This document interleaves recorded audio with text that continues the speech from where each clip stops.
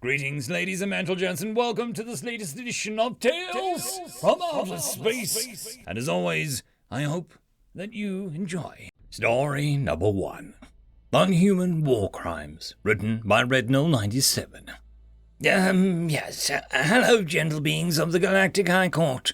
I'm Lox Dirax, and I stand before you today as a special investigator concerning alleged war crimes of human forces during their war against the Fatsab Coalition. First of all, let me clarify one thing about the following testimony. While nearly all the actions therein are technically unproven in legal sense, the human government and all the surviving alleged perpetrators confirm that they happened and agreed that they are to be considered as proven in this court of law. That being out of the way, the human Fatsab war started over a disagreement about mining colony rights in the star system both parties claimed ownership for. And while this case was planned to be brought before this very court, it was clear that there would be no clear verdict for quite some years. During this time, neither of both parties dared to actually start mining or colonization. However, they both refused to withdraw their military forces.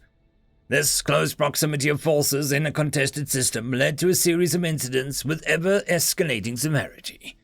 One day, the Fatsab captured a number of human civilian contractors and threatened to execute them unless human forces left the system.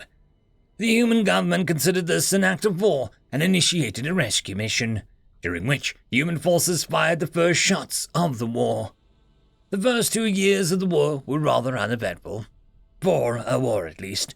The Fatsab were slowly but steadily gaining ground, but at an unsustainable high cost.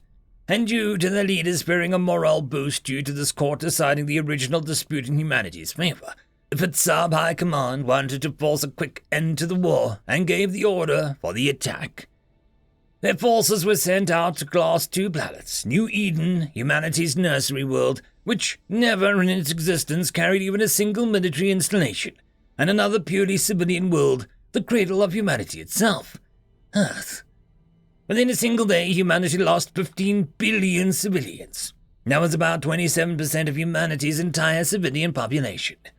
This changed humanity.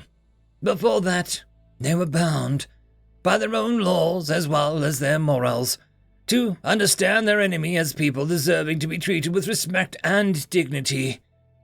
But after being forced to witness such destruction brought upon innocence, and the celebrations of all Fatsab, soldiers and civilians alike, humanity morality declared them monsters, and human laws declared them fair game.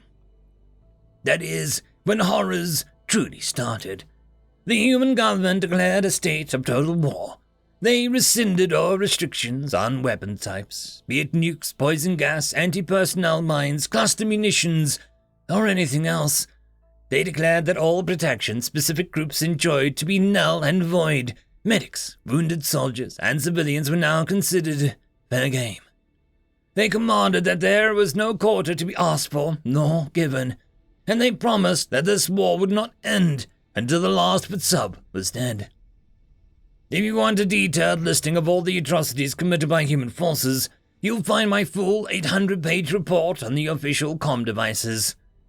After the war was over, the great mourning began. They grieved about those of them that died, those they'd killed, and those that would never be because of them. Of those that participated in the atrocities, more than half took their own life because they could not bear the weight of what they had done. The humans understand that they will never be the same as they were before, and, in a rare occurrence, unanimously declared to accept any sentence bestowed upon them by this court. In conclusion, humanity strictly adhered to all laws against war crimes, ours and their own, until the Fatsab committed such a heinous crime that humanity promised itself to never let them hurt anyone like this again, and then made good on that promise. I do not know whether they should be commended or condemned for that act. All I know is that they should be left alone. End of story. Story number 2.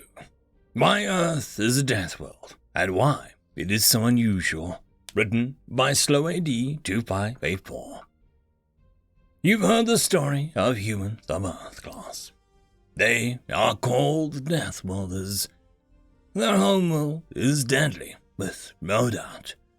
From a molecular oxidizer, O2, fully 20% of the atmosphere, to the monstrous solvent dihydromonoxide, H2O, covering 70% of the planet's surface. That doesn't even begin to describe the deadliness of the planet. Its life has evolved to also be 70% of that nasty H2O. Most of the life actually breathes the corrosive O2 for its metabolism. Indeed, such a metabolism of a human is why they burn so hot, store and consume so much energy, and die so young. That is the cost of such a high-octane biological chemical basis. That's what it takes to overcome the deadliness. Side Recess, a poem from Earth, very appropriate for Earth-evolved life. Tiger, tiger, burning bright, in the forests of the night, with a mortal hand or eye, could frame thy fearful symmetry. Then there are the bacterial, fungal, and viral swarms constantly infecting every living thing the millisecond of any opportunity. That the molecular life forms must have immensely powerful autoimmune systems to have even a chance of stopping and overcoming an infection. Yes, the life on that death world is the ravenous frenzy of everyone's nightmares, to be sure, class. But today, we will discuss just why Earth is a death world, why the evolved life came to be this way, as we all come to understand in our wisdom how or what is not nearly as revealing as why.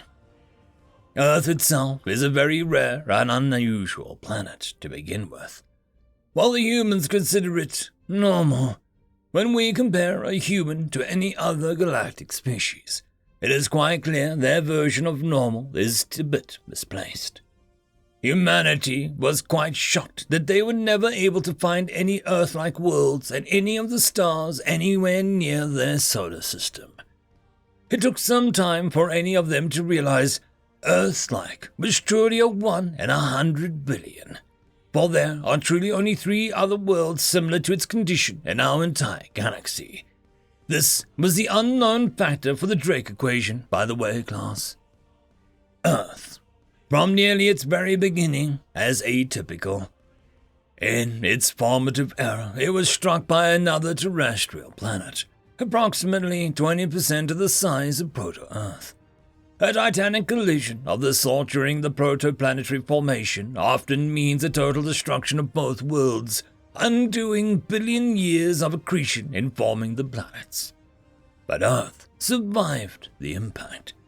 The collision angle and amount was just barely right for Earth to survive and absorb a good majority of the colliding planet into its makeup.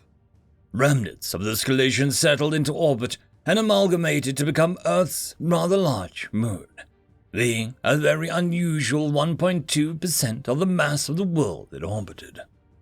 This collision resulted in the first step of Earth to become a death world. Everything after this collision and resultant combined world is a direct result of this collision. This collision is why.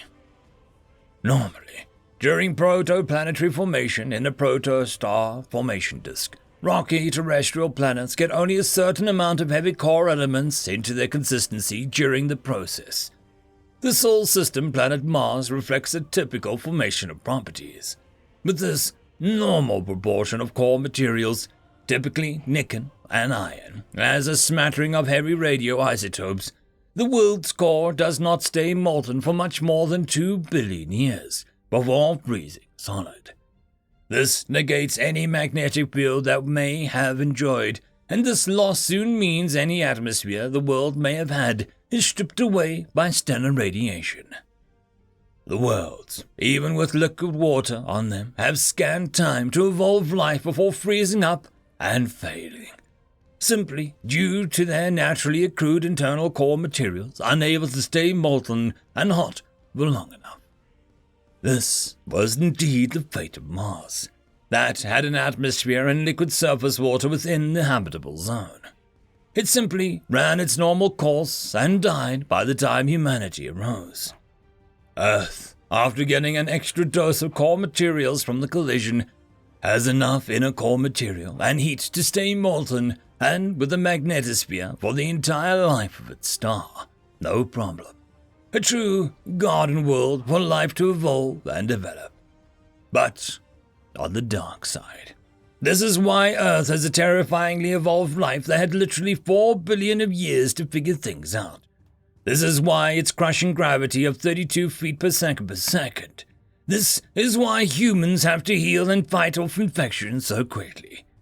This is why plate tectonics are still cycling materials and generating new crust. This is why blue-green algae had enough time to develop photosynthesis, protected within a magnetic bubble, to release deadly O2 as a waste product. This is why all complex life have had to figure out how to live and thrive under these rare and unique conditions. Any being who considers a day of Earth a typical Tuesday fully deserves the title of Deathworlder, because it wasn't the humans that made the world deadly. It was a deadly world that made the human. C-Class, the Y reveals some interesting fundamental truths, does it not? Earth is a death world because it is truly 1.19 worlds into one, with all that extra stuff entails. End of story.